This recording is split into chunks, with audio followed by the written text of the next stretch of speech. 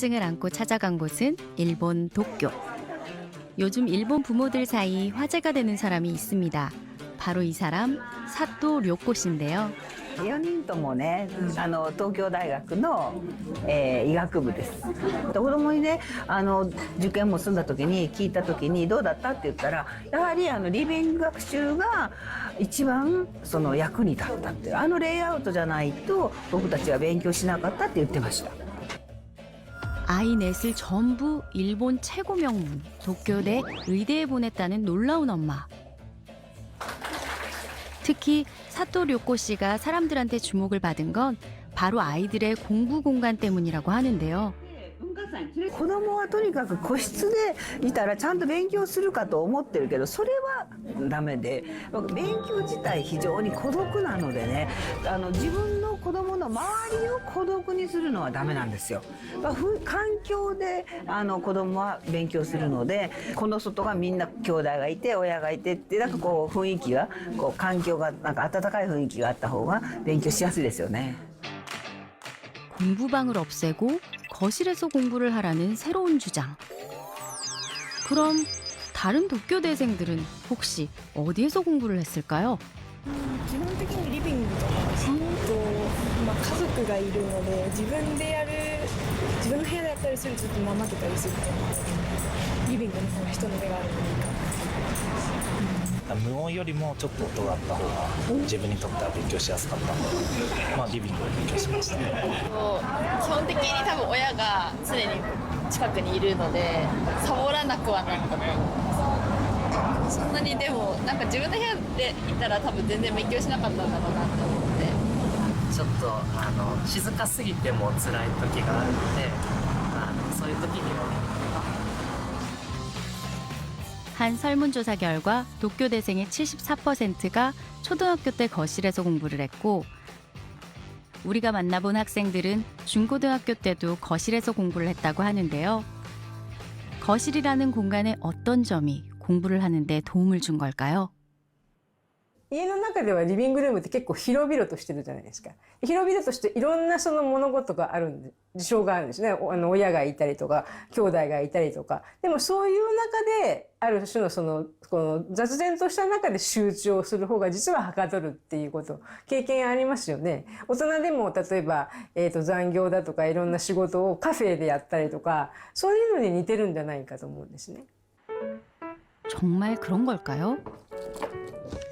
일본에서 세 손가락 안에 드는 명문 중학교에 다니고 있다는 14살 리나. 초등학교 때부터 지금까지 쭉 거실에서 공부를 하고 있다는데요. リビングで勉強してる子は多かったです。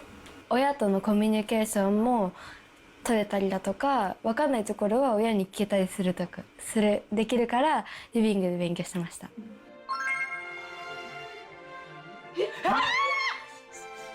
일본에서는 우리의 대학 입시만큼 중요한 것이 사립중학교 입시랍니다. 명문중학교 입학은 곧 명문대 입학을 보장할 정도로 그 의미가 크다는데요. 리나는 그 명문중학교 합격 비결로 바로 거실 공부를 꼽았습니다. どれぐらいで終わるの？あとわかんない。30分ぐらい？中間いつからだっけ？来週の水曜。来週の水曜日か。だからもう少しで1週間。ああ、そっか。実際やっぱりこうやってなんかこう食事の準備をしながらも話しかけられるし、一応見れるっていうのもあるのですごく良かったと思ってます。でも家族が一緒になれる空間。 아이가 공부를 하다 お母さん次英語やる。OK。英語どれぐらいあるの？お母さん問題出して。 도움이 필요할 땐 엄마에게 바로 SOS. ノートでいいよ。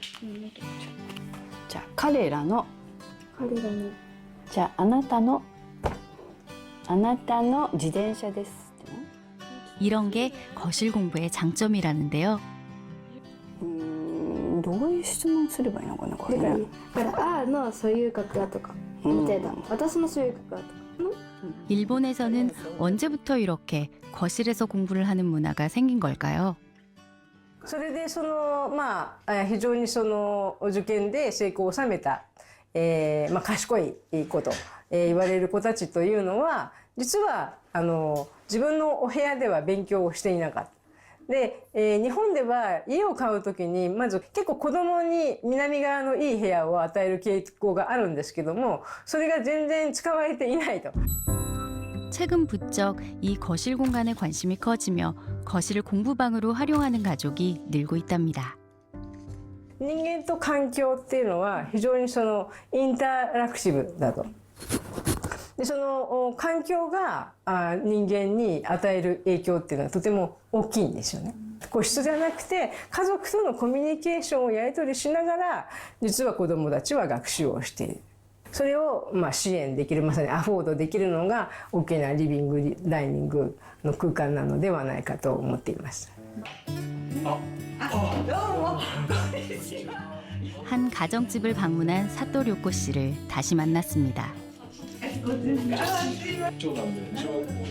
새 아이를 키우고 있는 평범한 가정.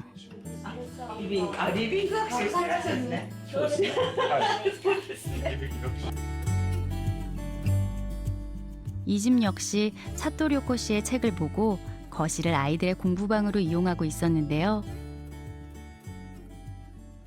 毎回毎月講座に参加させていただいてるんですね。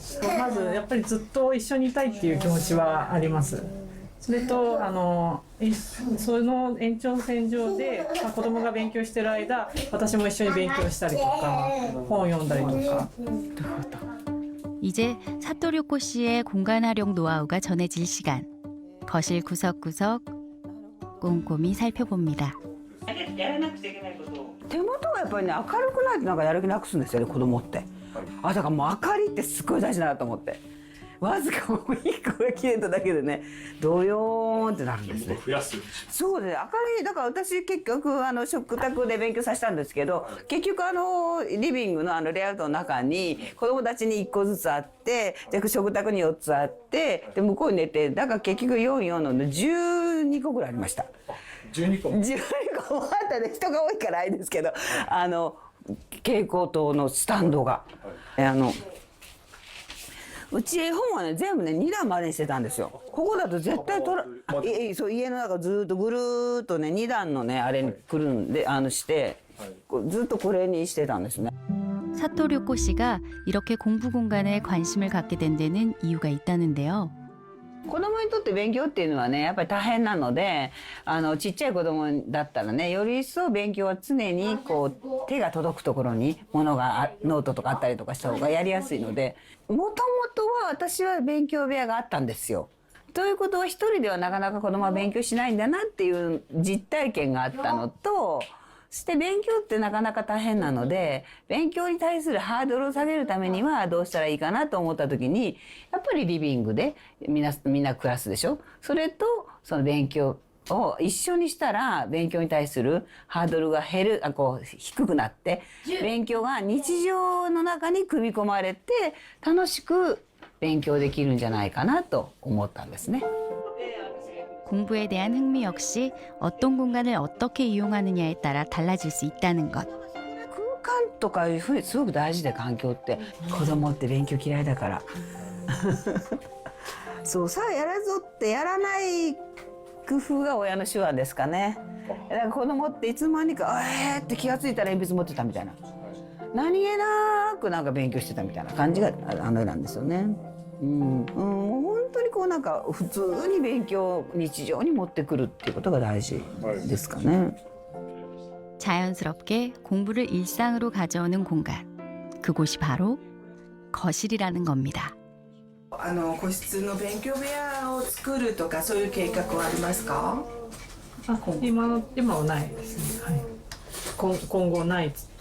なくてでも高校生とかになってきて問題過去問とかやりだして一人でこもってやりたいなって本人が言い出した人は考えるけど今のところないですね。 하지만 놓치지 말아야 할 중요한 한 가지. 어떤 공간이든 내 아이에게 맞는 공간은 다를 수 있다는 겁니다. 우리가 한 가지 음악만 듣고 살진 않잖아요. 하루 종일 내가 아무리 좋아하는 노래가 있어도 그거를 1년 내내 10년 동안 그 노래만 듣지 않잖아요. 공간이라고 하는 것도 그래야 된다고 보거든요. 내가 이런 기분일 때 이런 거실에서 공부할 수도 있고, 공부방에서 공부하고 싶을 때 공부방에서 공부할 수도 있는 거고, 독서실에서 하고 싶을 때 거기 가서 할 수도 있는 거고, 그런 선택이 많고, 그리고 내가 지금 어떠한 공간이 나한테 맞는 것인가, 이런 기분일 때 어떤 공간에 가는 게 좋을까, 그거를 스스로가 알고 찾는 능력을 키워주는 게 난 중요하다고 생각을 해요.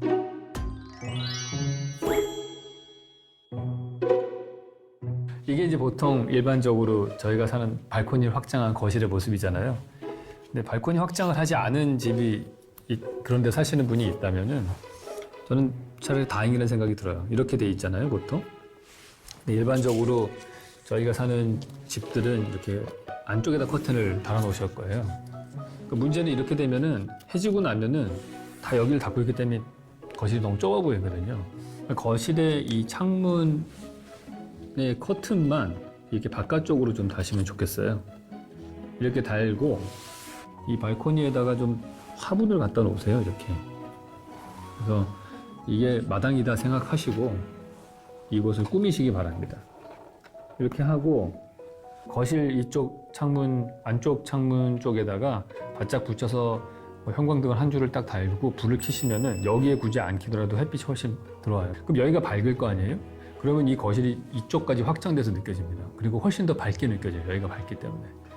그리고 소파가 있다면 이렇게 밑에까지 내려온 소파는 사실 집이 더 좁아 보이거든요. 이런 소파 대신에